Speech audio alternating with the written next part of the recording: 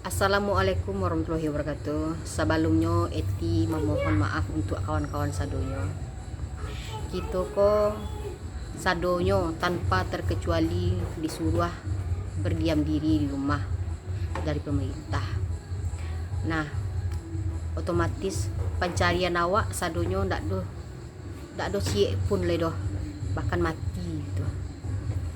Jadi Eti menyampaikan semua kawan-kawan, Allah tu je meminjam piti kat Eti lah.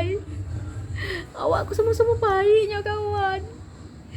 Cali lah biasanya Eti pakai bulu mata mari kawan.